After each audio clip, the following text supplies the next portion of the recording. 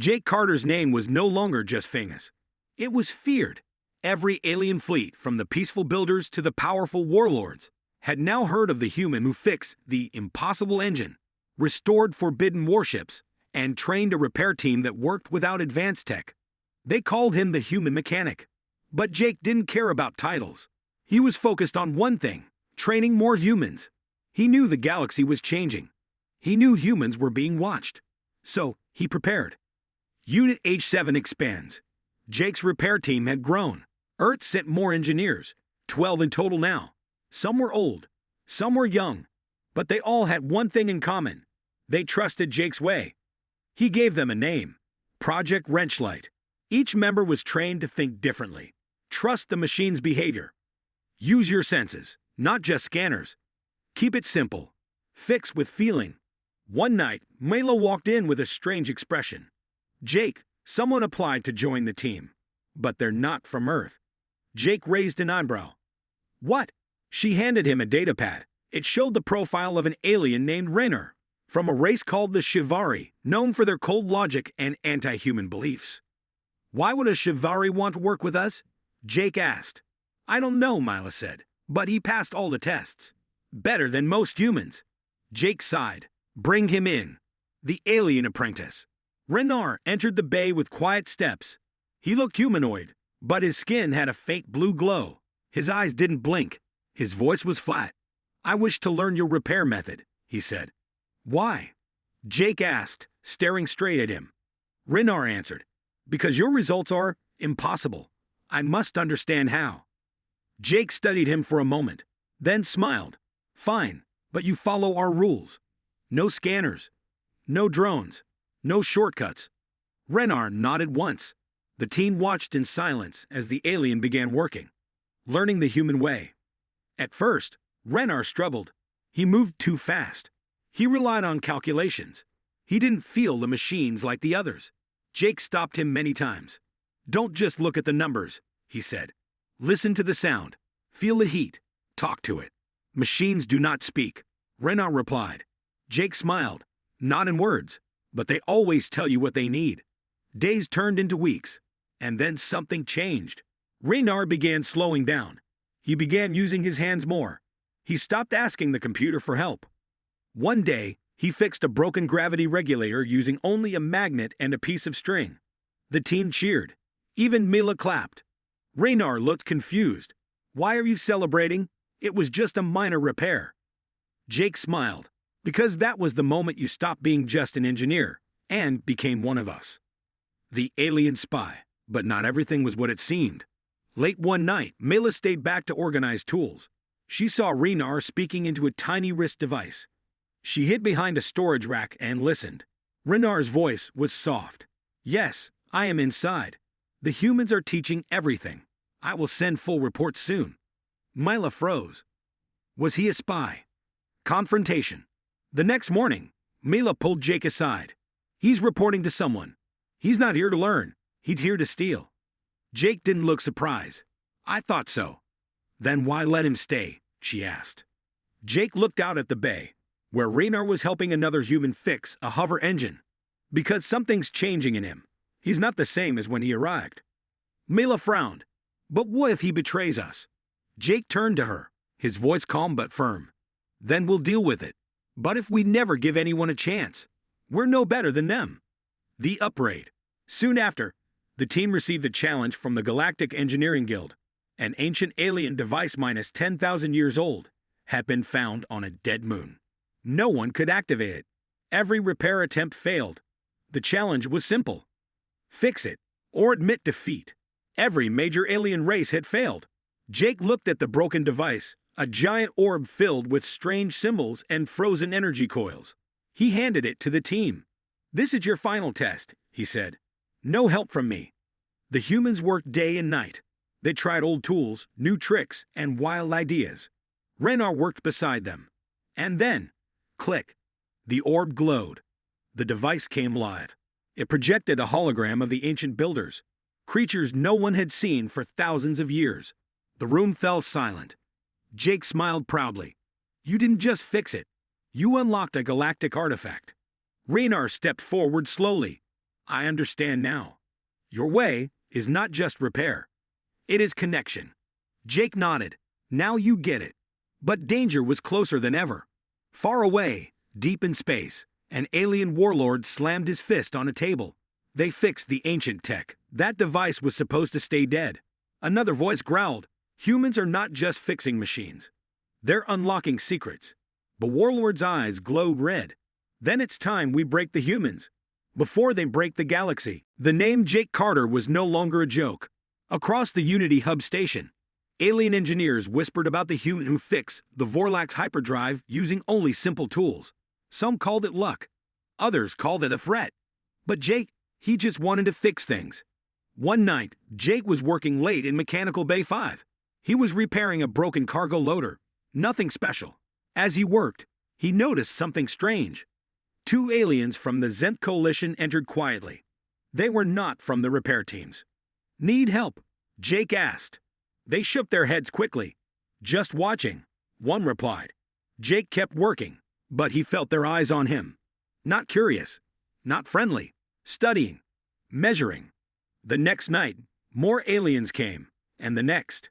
Soon, aliens from different sectors started visiting Jake's bay every night. Some brought broken tools. Some brought entire machines. But none of them used their names. They whispered. They watched. Jake didn't understand what was going on. Why were so many aliens suddenly interested in human repairs? One day his assistant, a young human engineer named Mila Jones, told him, Jake, something's wrong. Our tool supplies are disappearing, and I caught two aliens scanning your notebook. Jake frowned.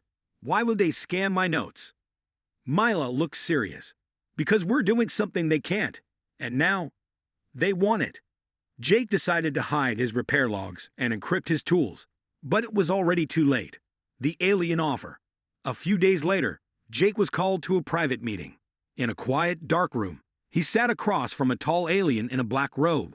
The alien introduced himself as General Sarek from the Norlax Dominion, one of the most powerful military empires in the galaxy. We've watched your work, Sarek said. Your repairs are impressive. Jake stayed silent. We want you to work for us, Sarek continued. Join the Dominion. We will give you a lab, a team, and full protection. Jake shook his head. I already work for Earth. Sarek smiled coldly. Earth is small. We are eternal. I'm not for sale, Jake said. You want something fixed? Stand in line. Sarek's eyes narrowed. You should be careful, human. Not all races enjoy being made to look weak. The meeting ended, but the warning stayed in Jake's mind. The sabotage. That night, Jake returned to his bay. Something felt off. His toolbox was open. His custom tools, gone. His repair logs, deleted. On the wall, written in strange alien symbols, was a message. Still PFIXSANG what HUDONLNDERST. Mila ran in, out of breath. Jake, our shuttle's engine.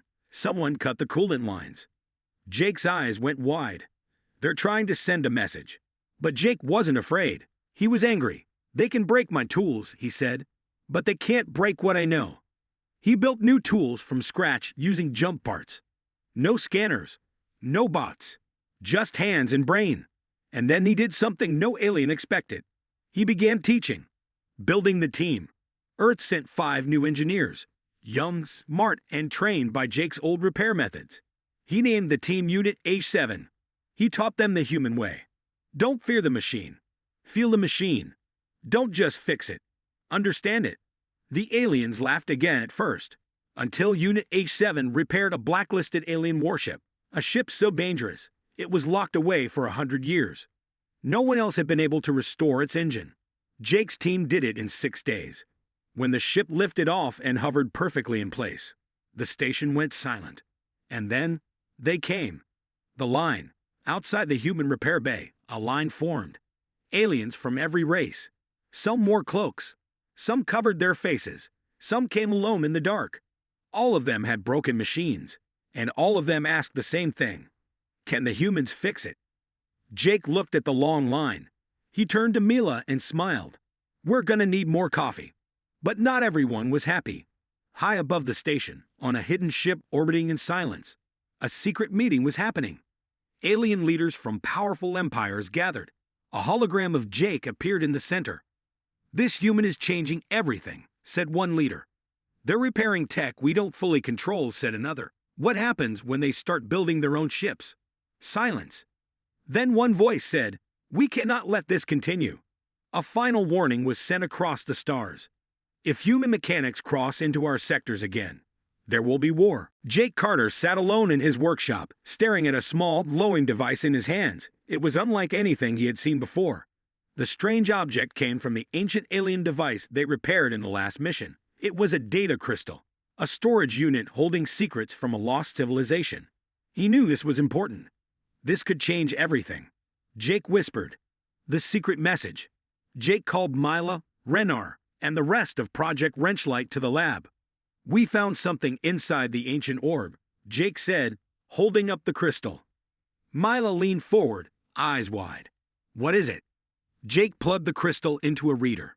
Strange symbols and drawings appeared on the screen. "This," Jake explained, "is a blueprint for a ship. But not just any ship. A starship that could travel faster than anything we know. Faster than hyperdrives. Faster than wormholes." Renar's eyes glowed faintly. "It uses energy from stars directly. A clean, endless power source." "But it's so powerful," Mila asked. "Why is it lost? Why didn't anyone build it?" Jake frowned. "Because it's dangerous. This ship could change the balance of power in the galaxy." The warning. Suddenly, the screen flashed red. An encrypted message appeared. "If this technology is revealed, all who possess it will be hunted and destroyed." Jake's heart pounded. "This isn't just a blueprint," he said. "It's a death sentence. An unseen enemy." Word spread quickly. Unseen forces began watching the Unity Hub station. Security alarms became louder. Cameras captured shadows moving in the dark. One evening, as Jake and Mila worked late, the power flickered. A strange figure appeared in the hallway, cloaked, silent. Jake stood up. "Show yourself." The figure didn't answer but dropped a small device and disappeared. Mila picked it up carefully. It was a tracker. Race against time. Jake realized someone powerful wanted the blueprint, and they would stop at nothing to get it. "We have to protect this," Jake said. They split the blueprint into encrypted pieces, hiding them across the station. Renar helped design a secure vault, protected by human repair techniques and alien tech. But they all knew it wasn't enough. The betrayal. One night, Mila caught Renar talking in secret to a hologram. "Renar," she whispered. He froze. "It's not what you think." But Mila didn't trust him anymore. Was Renar working for the enemy? Or was he still learning what it meant to be human? Jake faced a hard choice. The decision. With enemies closing in, Jake decided to act. He gathered the team. "We can't run forever. If we want peace, we need to build the starship from the blueprint. Show the galaxy humans are not just fixers. They are leaders." Mila smiled bravely. "Then let's build it." Renar nodded. "For the first time, I am proud to be human." The beginning of a new era. As the team began working on the starship, the galaxy watched. Some wanted to stop them. Others wanted to join. Jake knew the fight was far from over. But now, humans held the key to a future no one could ignore. Jake Carter walked into Mechanical Bay 6 with his usual black coffee and metal tool locks. The room was much larger than his normal workspace. The air smelled strange, like hot metal and old plastic. 3 alien engineers stood beside a large engine that floated in the center of the room. It was the size of a small house, glowing faintly blue, with hundreds of moving parts. This was not just any engine. It was a Vorlax hyperdrive, a model used by only the most advanced alien fleets. The engine was ancient, powerful, and completely broken. Jake looked at it, whistling softly. "You want me to fix that?" The lead alien, a gray-skinned technician named Drolin, crossed his arms. "No one has been able to repair it in 50 years. Even our master engineers gave up." "So why call me?" Jake asked. Drolin's eyes narrowed. "Because after what you did yesterday, the Aurelian captain asked for you." Jake turned and saw the same silver-skinned captain from before standing near the doorway, watching silently. "We want to see," the captain said, "what a human mechanic can really do." Jake felt the pressure. This wasn't just a job anymore. This was a test. He took a deep breath and walked up to the engine. It hummed like it was alive, even though it was off. The control panel was cracked, the wiring looked burned, and the energy coils were unstable. Jake didn't even know how this alien technology worked, but machines had patterns. Machines had logic. He just needed time. He pulled out a wrench and a flashlight. "All right, big guy," he whispered to the engine. "Let's get to know each other." For the next 3 days, Jake didn't leave the bay. He ate there. He slept on the floor. He worked alone. The alien engineers watched from behind the glass wall, whispering. "He's not using scanning drones," one said. "He's drawing diagrams by hand," said another. "He's not even scared," added a third. Jake crawled through panels, cleaned out fluid lines, realigned crystal cores, and rewired broken circuits. He used tape.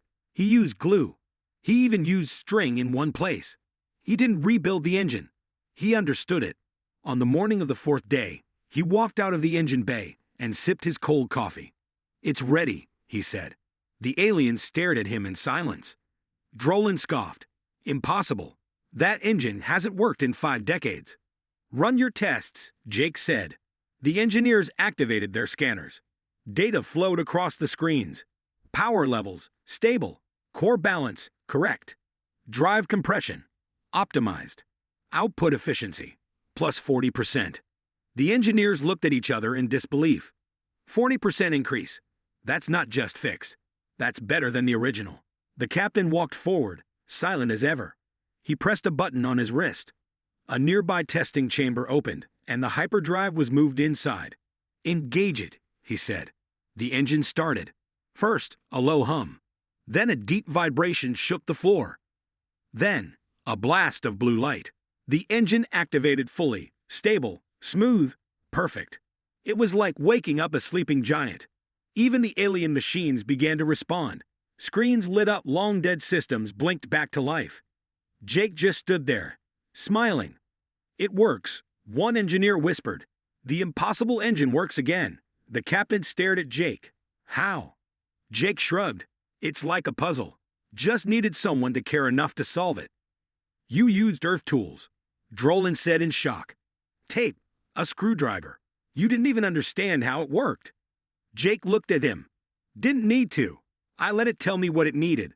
The room went quiet. Then the captain turned to the other aliens. "Record everything. Every move he made. Every tool he used." Jake raised an eyebrow. "Why?" "Because," the captain said, "what you did just changed everything. If humans can fix this, they can fix anything." From that day forward, alien engineers began secretly watching human repair crews. They started copying Jake's methods. They stopped laughing. They began to fear. Jake didn't know it yet, but outside Unity Hub, on distant alien planets, his name was already spreading. And far away, in deep space, alien war councils were meeting. One question was on their minds. What happens if humans stop fixing and start building? The quiet of Station Orion 9 was broken by a sudden alarm. Trixel was working late in the control room when the red lights started flashing. A loud, sharp siren echoed through the halls. Everyone stopped what they were doing. A booming voice came over the station speakers. "Warning! Unknown fleet approaching from the outer rim. All personnel prepare for immediate defense." Trixel's heart jumped. This was the moment they had feared. He rushed to Human Bay 12, where Marcus and the other humans were already preparing. The bay buzzed with activity. Tools and holograms floated everywhere. The humans worked fast but calm, their hands glowing faint blue as they touched machines. "We need to get the upgraded ships ready," Marcus said without looking up. "This fleet, it's not friendly." Trixel's eyes widened. "Is this the Shadow Legion?" Marcus nodded grimly. They'd been silent for decades. Now they're here. Outside the bay windows, the stars seemed to darken as dozens of unknown ships appeared. They were large and black, with no visible markings.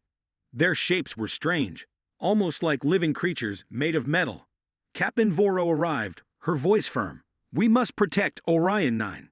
If the Shadow Legion destroys this station, it will be a message to the entire galaxy." Trixel looked around. Alien crews scrambled to battle stations, while human engineers ran diagnostics on the ships repaired with secret upgrades. Suddenly, the station's AI flickered. The communication channels went dead. Panic began to rise. Marcus turned to Trixel.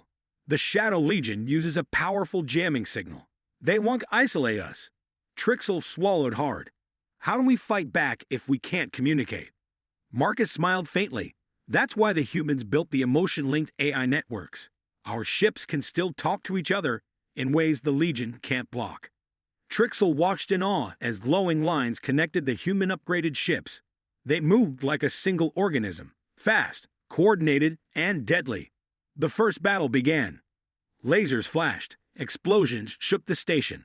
The Shadow Legion's ships attacked with strange weapons that melted metal instantly. But the human-enhanced ships held their ground. Their shields absorbed damage and repaired themselves. Their AI systems predicted enemy moves and adapted quickly. Trixel felt hope for the first time in weeks. Yet in the command center, a new message appeared on the screen. A warning from the Galactic Council. Cease all resistance. Surrender to the Shadow Legion. Cooperation will be rewarded. Defiance will mean total destruction. The room fell silent. Voro clenched her fists. We won't surrender. Not now. Marcus nodded. This is only the beginning. The galaxy must unite, or it will fall. Trixel looked at the stars beyond the windows. But war had begun, and the humans were ready to lead the fight. The air was thick with tension at Unity Hub. Jake Carter and his team worked faster than ever, building the starship from the ancient blueprint. Every day brought new challenges, but they refused to stop, because they knew what was coming. The gathering storm. Alien warships from many empires appeared near the station. They did not want humans to control this powerful new technology. The leaders sent a warning. Stop the build, or face destruction. Jake looked at his team. Mela's eyes burned with determination. Raynar's hands worked steadily on the starship's core. We will not stop, Jake said firmly. We fight for our future. The attack begins. Suddenly, alarms blared. The sky outside exploded with laser fire. The station shook as enemy ships fired powerful weapons. Jake shouted, "Defend the station. Use everything we have." Humans and aliens who believed in Jake rushed to the battle stations. Mila controlled the shields. Raynar hacked enemy communications. The rest repaired damaged systems as fast as they could. A dangerous surprise. In the middle of the battle, a large warship appeared. It was the flagship of General Sarek, the warlord who once tried to capture Jake's team. Sarek's voice boomed over the station's speakers. You thought you could rise. You will fall like all others. Jake's heart raced. He knew this was the final test. The power of the starship. Jake's team finished the starship's core. With a nod, Jake activated the engines. A bright light filled the hangar. The starship rose, glowing with power beyond anything anyone had seen. Jake climbed into the pilot's seat. He turned to his team. This is our chance. Let's show them what humans can do. The battle in space. The starship jumped into space with a burst of energy. Sarek's warship fired huge blasts, but the starship moved faster, dodging every attack. Jake fired back with energy beams powered by the star's core. The enemy ships struggled to keep up. One by one, the attackers retreated. The starship's power was unstoppable. Peace or war. With the enemy defeated, Jake sent a message across the galaxy. Humans are not just mechanics. We are protectors. We want peace, not war. Join us to build a better future. Many answered. New alliances formed. Old enemies began to talk. Jake smiled. The galaxy was changing. The legacy. Back on Unity Hub, the starship stood ready. Jake looked at the sky. He knew challenges would come again. But now, humans were no longer weak or small. They were leaders. And the galaxy would never forget the day humans rose.